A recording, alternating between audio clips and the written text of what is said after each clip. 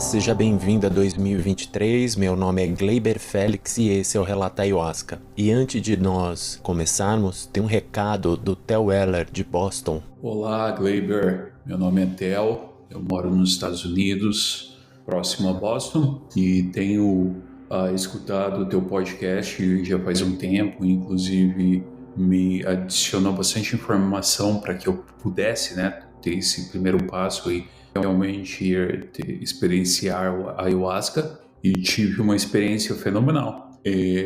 Porque você mencionou tanta informação, eu gostaria de retribuir esse favor também. Então, caso queira entrar em contato comigo para que a gente possa fazer um podcast junto aí, eu posso contribuir para o teu canal também. Tá legal? Um abraço. Gratidão, Theo, por esse seu recado. Eu fico muito feliz que isso tenha te ajudado, mas eu vou pedir para você deixar um recado no nosso Instagram, Relata Ayahuasca, que lá eu consigo dar um retorno para você e a gente marcar de fazer o relato aqui. E hoje o nosso convidado é Alexandre de Souza. Ele vai contar um pouco da experiência dele de expansão de consciência e como isso está mudando a vida dele. Gratidão a todos, espero que vocês gostem. E aí, Alex, tudo bem com você? Tudo ótimo, querido. Com você aí? Aqui tá tudo em ordem, graças a Deus.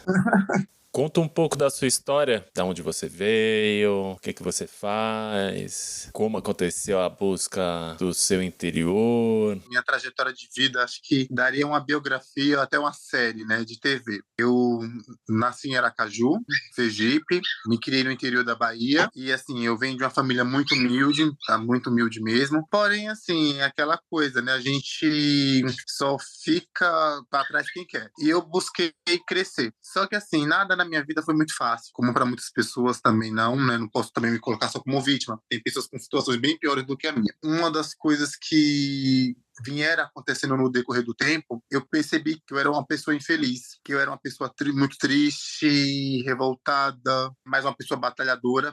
Mesmo com tantos obstáculos na minha vida, eu não deixava me abater, porém com algumas dificuldades. E sempre tem aquela coisa, tipo, de alguém tá falando, porque você não pode ser assim, que isso e aquilo. E a gente sabe que não adianta só o Glebão, não adianta o outro falar, tem que ser forte isso, aquilo. Nem todo mundo tem essa coisa forte de poder encarar. E eu falo, olha, devido a tantas situações, eu falo que eu fui vitorioso. Na minha infância foi muito difícil, Porém, quando a gente é criança, a gente não se dá conta do quão isso é grave. Até onde eu sei, era uma separação legal, só que aí a minha mãe me levou junto com ela, pois houve traição da parte do meu pai. Minha mãe morava num povoado do interior da Bahia, aonde eu adoeci, e meu pai usou isso como desculpa para mim tomar dela. E ele conseguiu. Imagina na década de 80, como até hoje existe essa questão do machismo, onde o homem fala mais alto, onde o homem manda tudo. Então ele conseguiu me tirar da minha mãe. Nessa época, meu pai tinha condições de vida, uma condição financeira muito boa, só que ele viu a falência e ele não teve como me criar. E me mandou para o interior da Bahia de volta para ficar com a minha avó. A minha avó, que Deus a tenha, partiu agora no dia 3 de janeiro, de 2023. É uma pessoa que tá me fazendo muita falta, porém era uma pessoa incrível, que eu só tinha coisas boas para falar da minha avó. Então minha avó nunca proibiu da minha mãe me ver, porque minha mãe era uma pessoa também iluminada, uma mulher incrível. Eu tive o prazer de estar o tempo todo com ela. Infelizmente, há 21 anos atrás, eu também a perdi devido a um câncer de mama. Então foram muitas perdas que vieram acontecendo na minha vida. Separação dos meus pais, depois logo em seguida houve abusos sexuais que eu tive na minha infância por uma pessoa próxima da família. E eu nunca imaginei que isso fosse afetar na minha vida, até os tempos de hoje, Na época que eu fui abusado, eu tinha 10 anos de idade, de 9 a 10 anos. Passei anos camuflando isso, mas tempos depois veio à tona os acontecimentos, comecei a ver aqueles flashes, onde eu me colocava como um culpado, porque eu achava que eu era o culpado de ter cedido, pro abusador. De lá para cá, eu sempre me envolvi com relacionamentos tóxicos, abusivos, onde a minha carência falava mais alto e eu não sabia o porquê. Gente, era a mesma coisa, sempre batendo na mesma tecla. Meu sonho era o quê? Casar. Eu só queria ser feliz, ter alguém para me proteger, alguém para me dar carinho, alguém que me desse atenção. E eu nunca encontrava, então eu ficava buscando. Então qualquer um que aparecesse, eu já me entregava, me doava. E aí lá vinha, quebrava a cara. Houve vários momentos que homens se aproveitaram de mim financeiramente. Eu estava pagando por amor, comprando uma atenção. E quando eu percebi que realmente a pessoa não ia mudar, que ela não estava com verdade, ela estava por interesse, é onde entravam as frustrações. E foram sequências, uma atrás da outra. E foi quando eu vim para São Paulo, e sempre a mesma tecla, pegando pessoas que tiravam proveito de mim. Sofri um abuso aqui também, onde me machucou muito. Então foram muitas coisas tristes que aconteceram comigo. E eu me perguntava, meu Deus, o que é que eu fiz para merecer isso? Eu só quero ser feliz. E às vezes, acho que eu não posso falar em modo geral, mas boa parte, elas acham que para ser feliz, elas precisam de ter alguém. Não, e a felicidade está dentro da gente. Só que é difícil, Glebão. E ainda mais quando você sofre abuso psicológico, preconceito, classe social. Sofri muito racismo desde a infância. Hoje em dia, quando eu comecei a ter conhecimento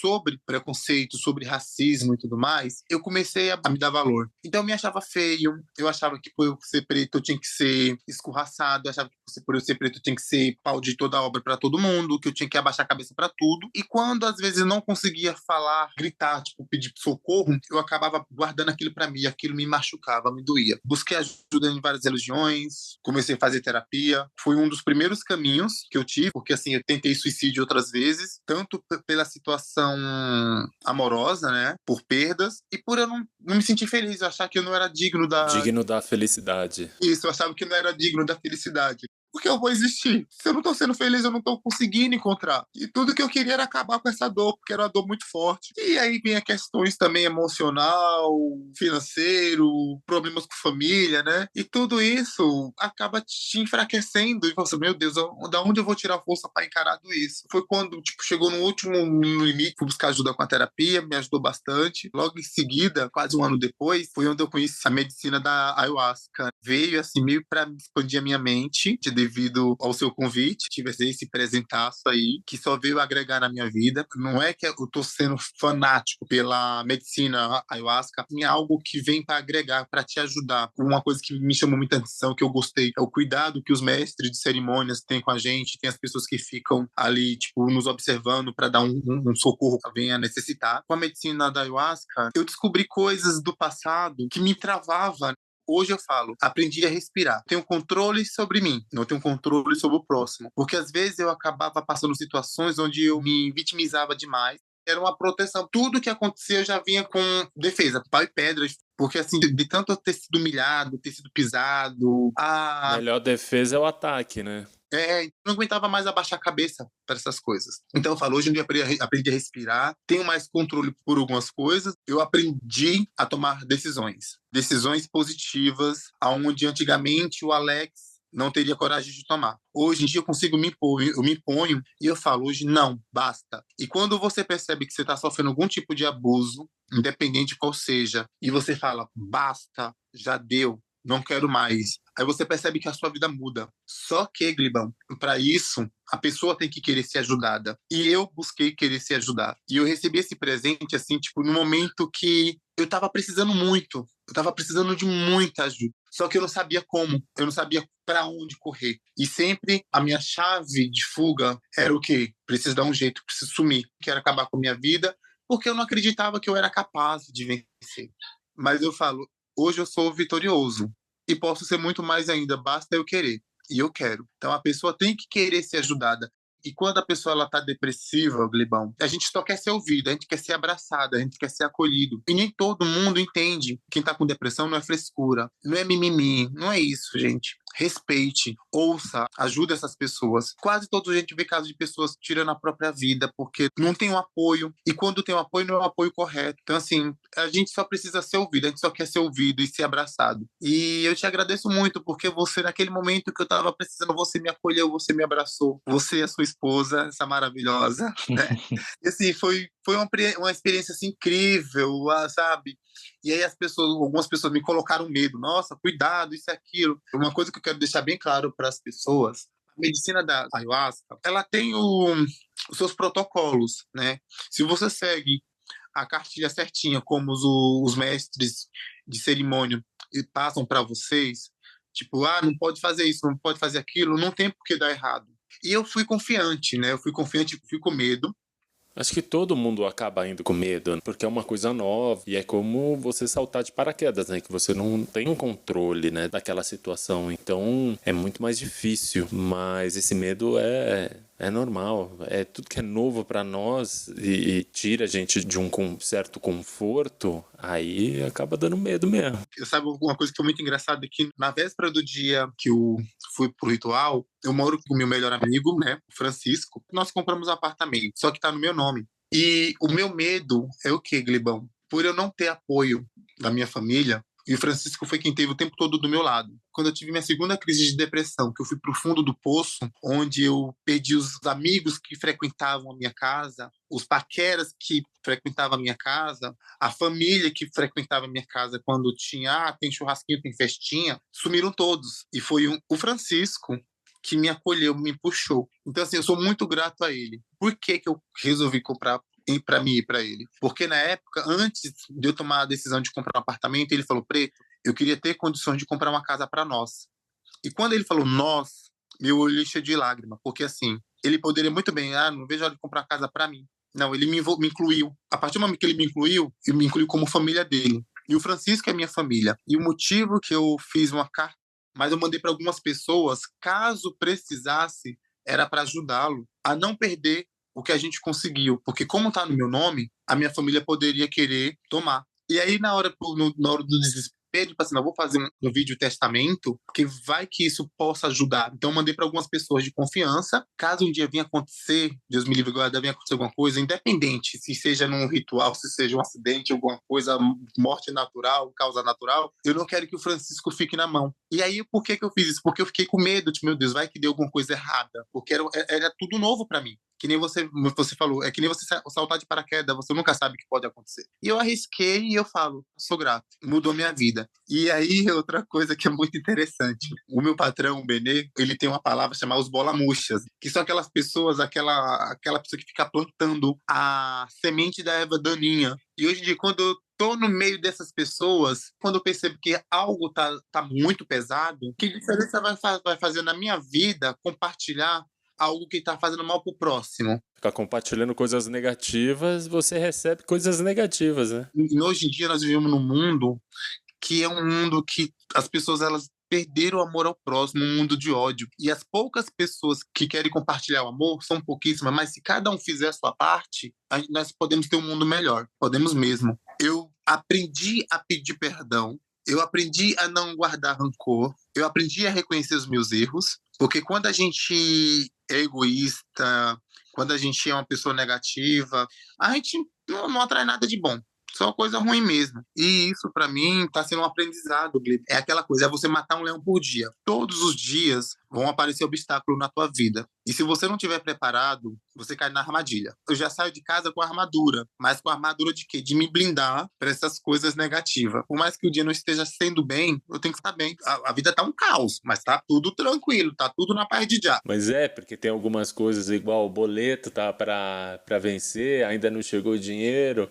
Mas ele tá para vencer, ainda não venceu, então não precisa ficar doido por antecedência, né? É isso que acontece. A gente antecipa certas coisas que não tem necessidade, agonias que não tem necessidade. Isso faz muito mal pra gente, né? E até foi engraçado, porque hoje teve uma hora que eu fui no mercadinho ali do lado do salão, e tem um rapaz, eu acho que ele tem mais ou menos a minha idade, assim, mas ele tava muito abatido, envelhecido, e tava comprando cerveja, e aí parecia que ele tava animado. Ele falou, nossa, como você tá bem, não sei o quê, porque ele mora ali na Teodoro já faz um tempo, né, então já conheço ele, sei lá, uns 15 anos. Então vi os filhos dele crescer e tal, ele era um cara casado, aí a mulher acabou separando dele, né? E ele ficou cuidando dos filhos. E aí ele falou, cara, eu preciso me cuidar, não sei o quê. Eu tô bebendo toda semana, entendeu? Porra, você bebe todo dia, você tá no esquema de alcoólatra. E ele já tá percebendo isso. Foi complicado porque ele meio que começou a chorar. Ele falou, cara, é tanta coisa. Perdi a minha mulher com aquela mágoa no coração. Aí perdeu mãe, perdeu um ente querido, ele tá muito deprimido. Aí eu percebendo aquilo, e você percebe que o cara tá mal, né, cara? Aí eu falei pra ele assim, falei, pô, mas se você quiser, eu acho que tem jeito isso, até comentei, mas ele tem medo. Muita gente tem medo, porque houve uma criminalização disso, dessas medicinas, desses enteógenos, né? Então ele estava bem ressabiado.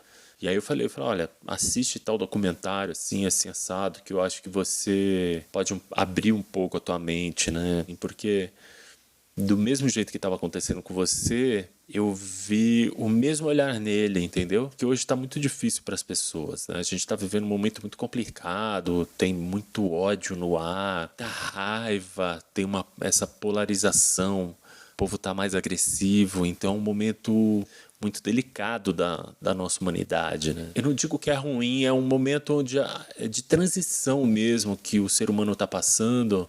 E ele ainda não está percebendo certas coisas. E isso vai ser com o tempo só, entendeu? É uma coisa que ajuda, né, meu? Isso daí. Ah, sim. Quando você fala da questão do ódio, né? Uma das coisas que depois que veio à tona sobre o abuso sexual que eu tive quando eu era criança, veio à tona para mim agora depois de adulto, meus 30 e poucos anos, eu tinha meus 10 anos quando isso aconteceu. E tudo que eu queria era encontrar essa pessoa e descarregar todo o meu ódio, todo o meu sofrimento, tudo que ele me causou. Porque até então eu achava que eu tinha culpa. E eu falo assim, olha, eu acho que quem perdoa é Deus, é o nosso Criador. Mas aquele ódio que eu tinha dessa pessoa evaporou. Lógico, não é porque evapora o ódio que eu tenho que ficar de beijinho e abraço com ela. É uma pessoa conhecida da família. Não sei o paradeiro dele, mas eu sei que tá vivo. Que diferença vai fazer na minha vida eu encurar essa pessoa e falar o mal que ela me fez? Me prejudicou muito. Só que eu não posso também falar que foi só culpa dele, porque teve tantas outras coisas que aconteceram. Primeiro veio a separação dos meus pais, que eu não tinha ideia do que se tratava. Depois veio esse abuso sexual, quase um ano, né? Esse abuso, porque essa pessoa me ameaçava, falava que se eu contasse para alguém, ele não ia mais gostar de mim, porque a minha avó e meu pai iam me bater, botavam eu para fora de casa. Eu não pude confiar em ninguém, fiquei sobre o medo. A pessoa que era para me proteger não me protegeu, que era meu pai, que é a imagem de herói, né? Eu tento ter uma convivência muito boa com ele, mas vira de volta a gente está entrando em atrito, porque o meu pai, ele é alcoólatra, ele é acumulador, e eu tive que lavar as mãos em relação a isso, porque assim, eu não consigo ajudá-lo mais. Eu ajudei até onde eu podia. Tirei ele do aluguel, comprei uma casa para ele, mas assim, ele quer mais. Quer mais, mas gente, mas para ele querer mais, ele tem que se ajudar. A pessoa acha que para estar ajudando, você tem que estar ali só soltando dinheiro na mão dela, não é isso. Mas eu amo meu pai. E aí, no período da minha adolescência, chego completando meus 18 anos, a minha mãe foi diagnosticada com câncer. Aí logo nesse período foi quando eu fui morar com ela. Foi difícil, porque assim, era o sonho dela que eu fosse morar com ela. E quando eu fui morar com ela, eu a perdi. A dor fica, a gente camufla ela. Eu aprendi a conviver com essa dor, mas eu sei o amor que ela tinha por mim, eu sei o amor que eu tinha por ela. E agora, mais recente, acabei perdendo a minha avó também, né? Então, assim, são muitas perdas. Porém, hoje eu falo, hoje em dia, eu ayahuascado, terapeutizado. Eu estava com você na sua primeira consagração e uma das coisas que eu percebi é como se você tivesse tirado um peso muito enorme das suas costas. Foi como se você estivesse saindo muito mais leve, você percebendo o amor que você tem por você mesmo, que é a pessoa que você tem que mais amar é você e se respeitar. É muito benéfico ver isso numa pessoa. E não são todas as pessoas que têm essa oportunidade, né? Então, eu acho que quanto mais conhecimento as pessoas tiverem, melhor vai ser para todos. É bom para nossa sociedade, porque é uma sociedade doente que a gente vive hoje, né? E sabe o que é interessante? Que assim, acho que eu fiquei mais ou menos uns 15, 20 dias